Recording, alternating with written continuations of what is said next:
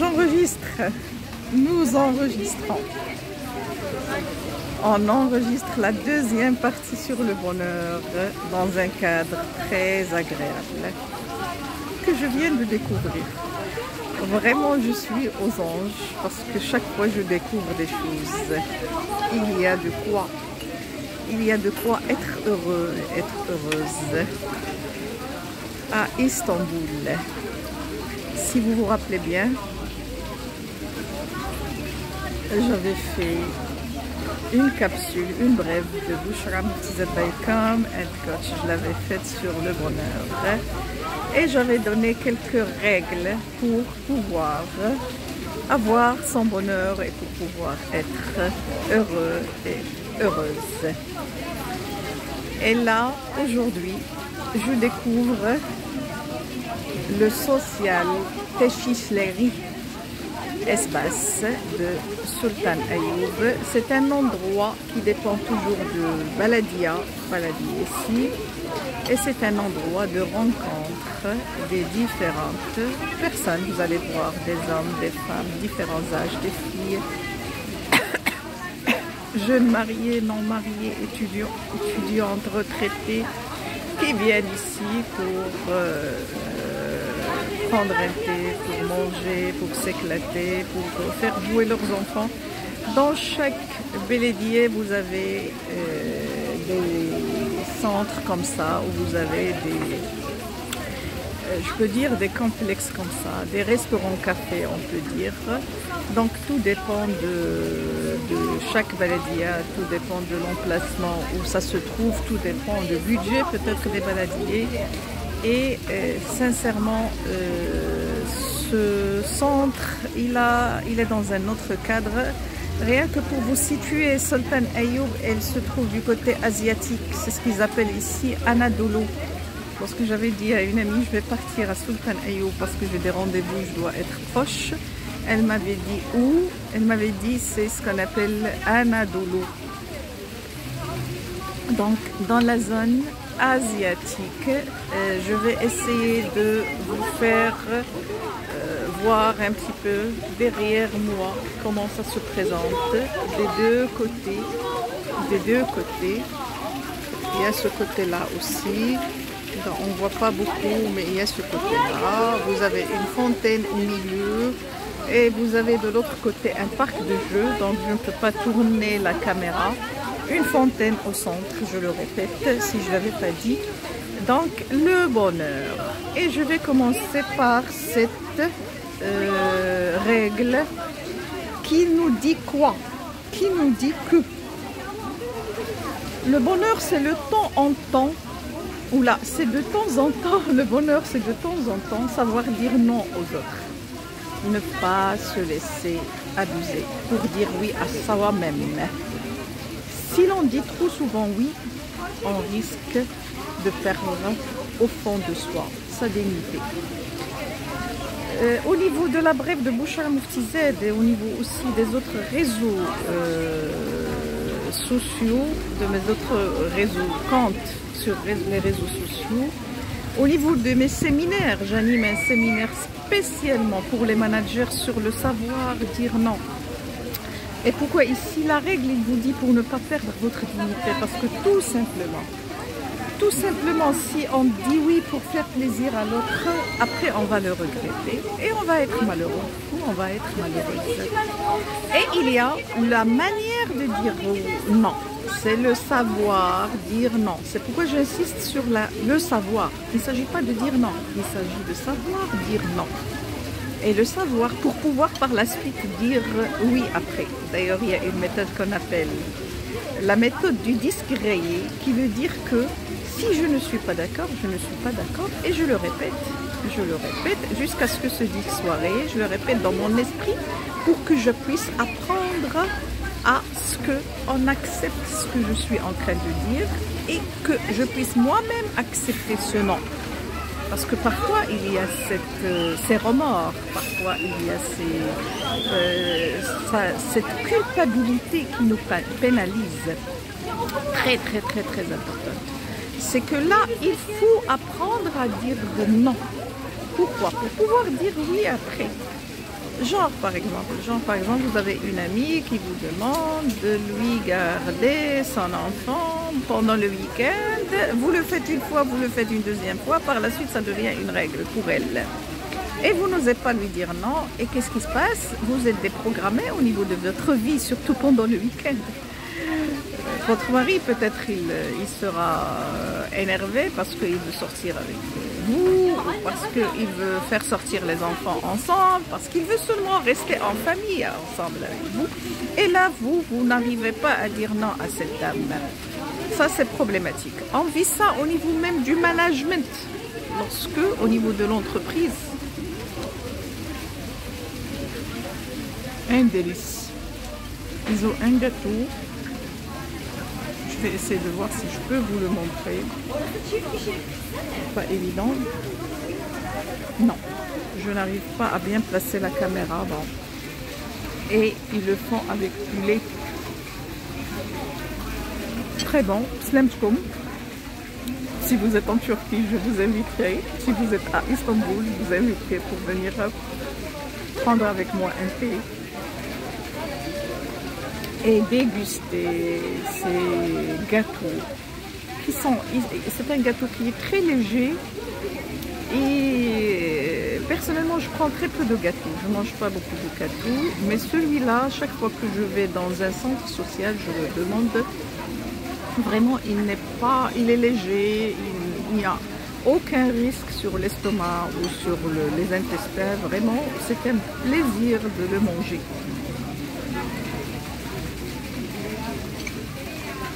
Donc j'étais en train de dire en management surtout dans la problématique de la délégation, lorsqu'on a des managers qui délèguent et qui délèguent parfois ou là souvent auprès de la même personne. Pourquoi? Parce que parfois on est face à des personnes qui sont très efficaces, très performantes et elles ne savent pas dire non, et du coup le manager il préfère de loin faire appel à ces personnes-là que de déléguer auprès d'autres. Et c'est là où je vous dis, il n'y a pas de raison à ne pas dire non lorsque il y a de l'abus. Dès qu'on est dans l'abus, il faut apprendre à dire non. Ça ne veut pas dire que vous allez être malheureux lorsque vous allez dire non, au contraire. Au contraire, vous allez être heureux dans le sens où vous n'allez pas avoir de remords, vous n'allez pas vous culpabiliser parce que vous avez dit non. Et en même temps, on va vous respecter parce que vous savez défendre ce nom. C'était la première règle. La deuxième règle que j'ai beaucoup aimée, c'est que il faut se donner le bonheur. Qu'est-ce qu'ils disent ici? Le bonheur, c'est se donner le droit à l'erreur et accepter l'échec. Je connais dans le cadre du coaching, dans le cadre des formations, dans le cadre même aussi des reportages sur le terrain pour le volet communication interne d'entreprise. J'ai dû rencontrer beaucoup de personnes de différents niveaux hiérarchiques, niveaux d'études, niveau social, qui n'admettent pas de faire des erreurs. Pour eux ou pour elles, ces personnes-là, elles veulent coûte que coûte être parfaites. Elles veulent qu'on dise qu'elles sont parfaites. Il y a cette image sociale à laquelle elles tiennent énormément et elles souffrent. J'ai eu dans le cadre d'un coaching un directeur. Si je me rappelle, c'était le technique production, bon, c'était un département technique et vraiment j'ai assisté dans le cadre d'une réunion à une erreur qu'il avait commise et le manager lui avait fait la remarque. Tout simplement dans le cadre d'un travail bien donné où il y avait, c'est-à-dire cette réunion, on pouvait dévoiler les erreurs de chacun, dévoiler un petit peu les non-qualités, parce que c'était dans le cadre de la démarche qualité, sécurité, environnement dans une entreprise agroalimentaire. vraiment la personne, elle était dans tous ses états, dans tous ses états. Par la suite, j'ai dû la récupérer pour parler de certaines non-qualités au sein du département, etc. C'était un directeur d'un département. Et on avait soulevé ça. L'avantage ou le point fort, c'est que ça communiquait très bien entre moi et cette personne. Et madame, sincèrement, je n'arrive pas du tout à admettre que je suis fautif, à admettre que j'ai fait des erreurs, à admettre, c'est ce qu'il disait. Très problématique pour quelqu'un qui gère un département à peu près d'une trentaine de personnes. Et pour quelqu'un qui a, en dehors du département, qui a un département très important dans l'entreprise, qui a des relations avec les fournisseurs, qui a des relations avec les institutionnels, qui a des relations avec les collaborateurs, et qui veut à tout prix qu'on dise qu'il est le meilleur. Il veut à tout prix qu'on ne dise pas qu'il y a eu erreur, qu'on ne s'est pas trompé, et qui ne s'est pas trompé. Vraiment, la manière avec laquelle il parlait, on sentait la personne très malheureuse à cause de ça. Moralité de ça, c'est que il faut travailler sur soi. Il fallait travailler, cette personne devait travailler sur elle. Une petite précision, je n'osais pas lui demander de lui proposer de lui faire un coaching dans le sens où lorsque j'interviens dans le cadre surtout de la communication interne et presse d'entreprise Media Training, j'aime pas mélanger.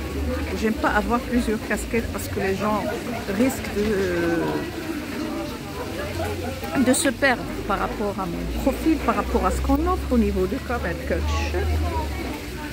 Et donc, on avait papoté indirectement, j'ai essayé de le calmer, j'ai essayé de lui dire que la perfection, lorsqu'elle dépasse certaines règles ou lorsqu'elle se dépasse certaines normes, elle devient même un défaut. Et d'ailleurs, dans tout coaching, lorsqu'on fait un coaching sur la personnalité et qu'on attaque le volet qualité, points à améliorer, qu'elle soit personnelle ou professionnelle, je n'arrête pas de dire aux participants, que ce soit dans le cadre de formation ou dans le cadre d'un coaching, team building, etc., je n'arrête pas de leur dire, écoutez, toute qualité qui dépasse les limites, elle devient un défaut. Lorsque je suis perfectionniste et que je veux être perfectionniste à tout moment, c'est un problème. Lorsque je suis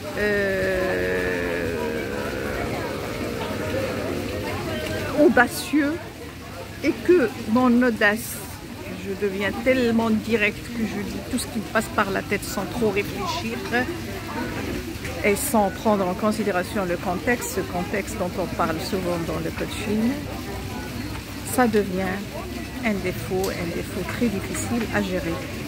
Lorsque je travaille beaucoup et que je n'arrive pas à équilibrer ma vie privée, ma vie personnelle et ma vie professionnelle, c'est un défaut. Lorsque je stresse beaucoup et que je suis à tout moment derrière mes enfants et que je veux qu'ils soient les meilleurs, c'est bien, mais à condition de ne pas trop les étrangler, je peux dire, les asphyxier.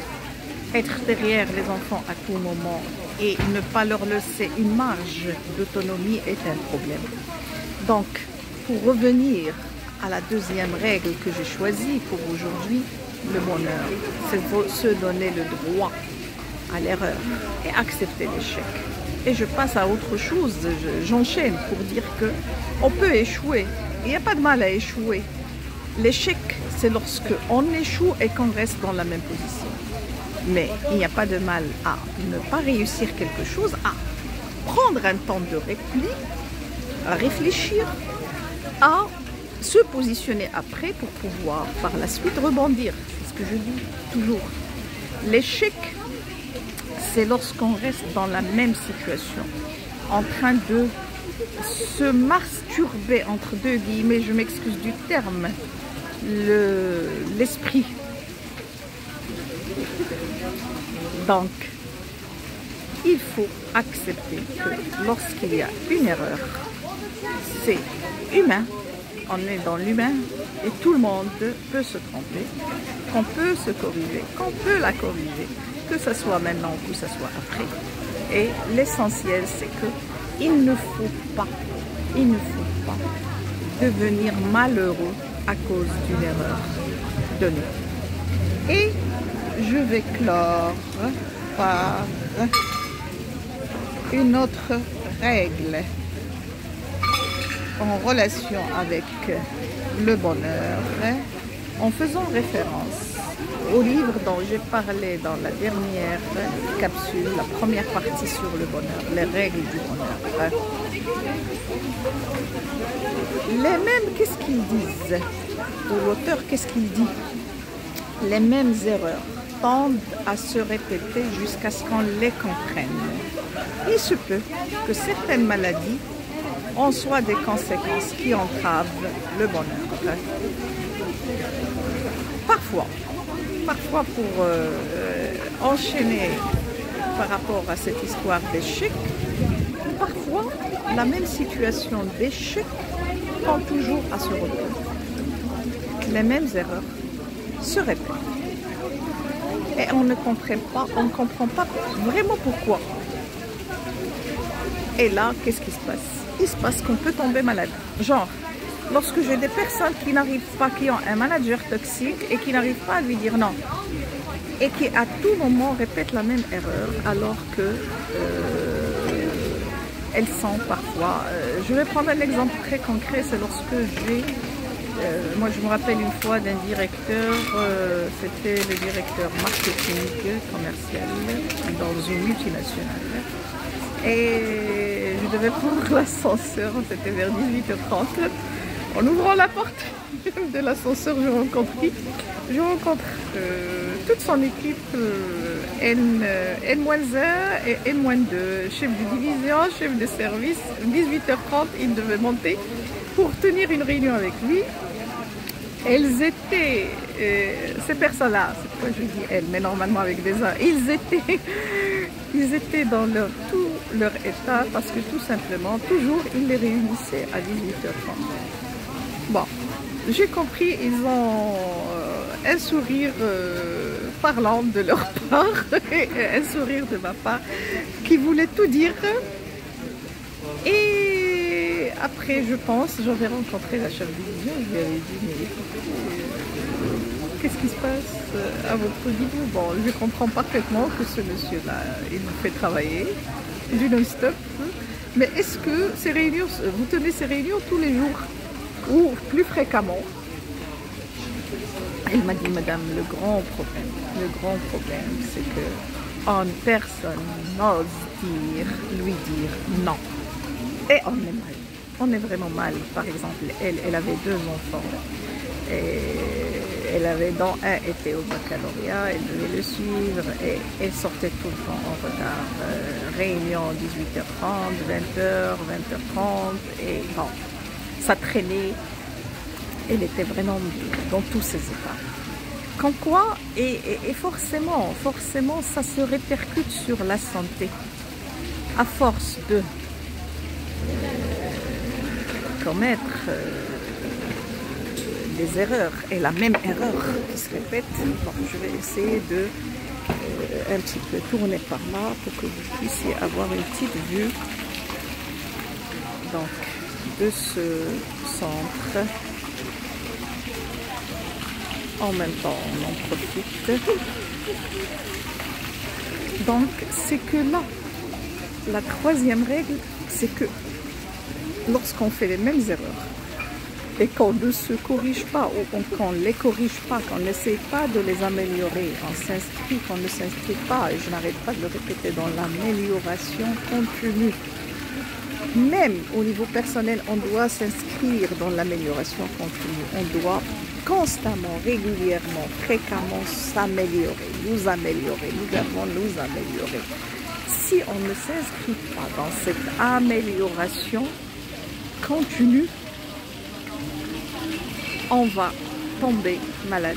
Et Dieu sait combien de gens ont des maladies à cause des erreurs qu'elles répètent et forcément elles ne sont pas heureuses. Sur ce, je vous dis, arrêtez de dire oui à tout moment. Arrêtez de faire des erreurs et de se faire culpabiliser. Et arrêtez de répéter les mêmes erreurs. Et à bientôt.